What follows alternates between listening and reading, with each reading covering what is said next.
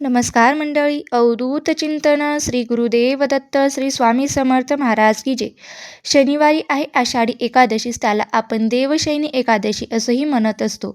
आता या दिवशी आपल्याला काय करायचं आहे, काय करायचं नाही, तसेच या दिवशी उपवास नाही केला तरी चालेल, पण आपल्याला एक अत्यंत महत्त्वाचा प्रभावी उपाय करायचा आहे.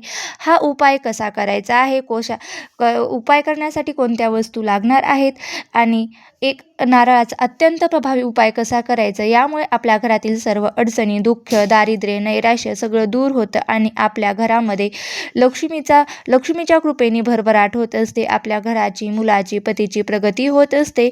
चला तर मग आपण आजच्या व्हिडिओमध्ये जाणून घेऊया की हा उपाय आपल्याला शनिवारी आषाढी एकादशीच्या दिवशी कसा करायचा आहे आणि हा उपाय दिवसभरामध्ये कधी, म्हणजे अगदी सकाळपासून ते संध्याकाळपर्यंत जेव्हा तुम्हाला केव्हा शक्य होईल तेव्हा तुम्ही हा उपवास कधीही करू शकता.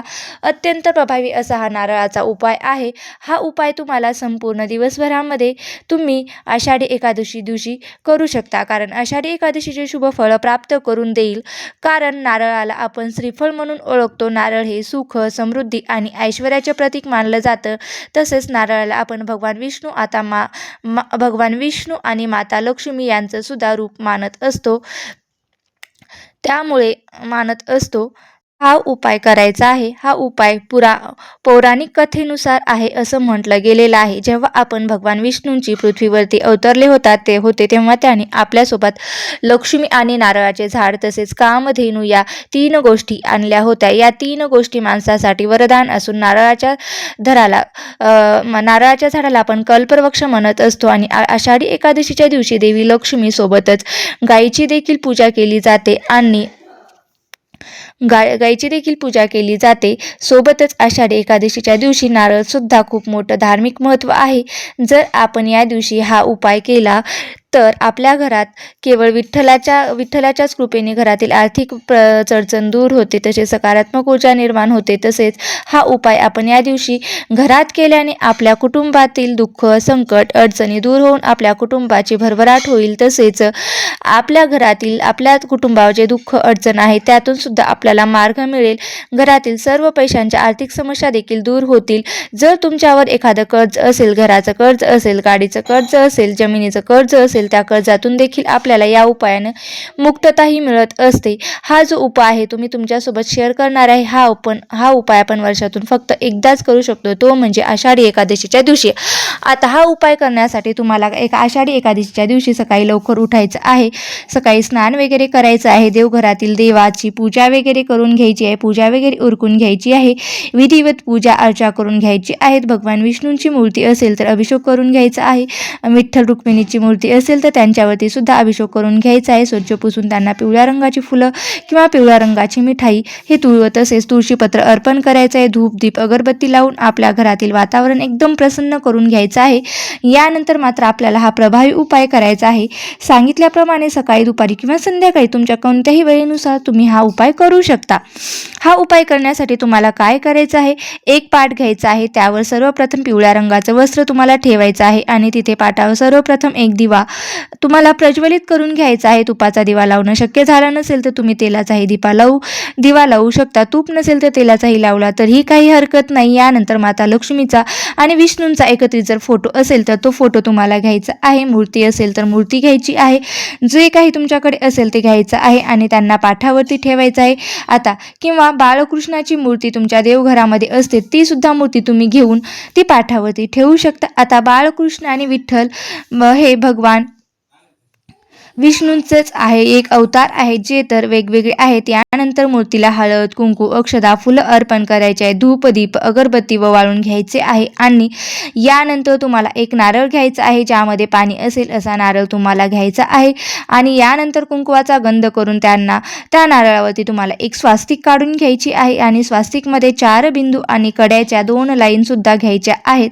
ज्याप्रमाणे आपण इतर पूजेला नारळ घेतो, जसं सत्यनारायणाच्या पूजेला पण आपण नारळावर हळदी कुंकवाने स्वास्तिक काढतो. अगदी त्याचप्रमाणे या पण नारळावर तुम्हाला तिथे स्वास्तिक आणि 2 साईडनी रेषा मारून घ्यायच्या आहेत. अशा प्रकारे तुम्हाला हे घ्यायचं आहे. पुन्हा पाटावरती देवाकडे सेंधी करून ठेवायचा आहे. नारळाची सेंधी देवाकडे येईल अशा पद्धतीने आपल्याला हा नारळ ठेवायचा आहे.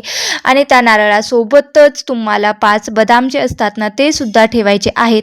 5 हिरवी वेलची ठेवायची आहे. त्यानंतर नारळाला हळद, कुंकू, अक्षदा, फुलं अर्पण करून घ्यायची आहे. धूप, दीप, अगरबत्ती लावून ओवाळून घ्यायची आहे. तिथेच बसून तुम्हाला 1 वेळा विष्णू सहस्त्रनामाचं पठण करायचं आहे. जर तुम्हाला वाचता लिहिता येत नसेल तर तुम्ही फक्त श्रवण केलं तरीही चालतं. 1 वेळा महालक्ष्मी अष्टकमचं पठण करायचं आहे. यानंतर दोन्ही हात जोडून तुमच्या आयुष्यातील गरिबी, दुःख, अडचणी दूर, संकट करण्यासाठी तुम्हाला या मार्ग मिळवण्यासाठी भगवान श्रीहरी विष्णू आणि माता लक्ष्मी यांना मनोभावे प्रार्थना करायची आहे. संपूर्ण दिवसभर हा नारळ तिथेच तुम्हाला ठेवायचा आहे. देवघरातील पाठावरती ठेवायचा आहे आणि नारळाला एक लाल रंगाचा धागा जो आहे तो सुद्धा तुम्हाला बांधून घ्यायचा आहे. पिवळ्या रंगाचा जो कलवा असतो तो सुद्धा तुम्हाला बांधून घ्यायचा आहे, गुंडाळून घ्यायचा आहे. हा नारळ संपूर्ण दिवसभर आणि रात्रभर आपल्या देवघरासमोरच आपल्याला ठेवायचा आहे, त्या पाठावरती ठेवायचा आहे. दुसऱ्या दिवशी उठल्यानंतर तो नारळ एका लाल कपड्यामध्ये बांधून तुमच्या पैशाच्या तिजोरीमध्ये किंवा पैसे जिथे आपण ठेवतो तिथे तुम्हाला हा ठेवायचा आहे, अशी मान्यता आहे. हा उपाय केल्याने घरात लक्ष्मीचे तर आगमन होते, तसेच आपल्याला जे कर्ज आहे त्या कर्जातून सुद्धा आपल्याला मार्ग मिळत असतो. हा नारळ ठेवायचा आहे. आषाढ महिन्यातील जी दुसरी एकादशी येणार आहे तर त्या दिवशी तो नारळ तिथून काढायचा आहे आणि वाहत्या पाण्यामध्ये आपल्याला विसर्जित करायचा आहे. 5 बदाम जे घेतलेले होते, वेलची होते, ते वेलची सुद्धा आपल्याला घरातील सर्वांनी प्रसाद म्हणून खायचा आहे. बाहेरच्या कोणत्याही व्यक्तीला आपण हा प्रसाद द्यायचा नाही.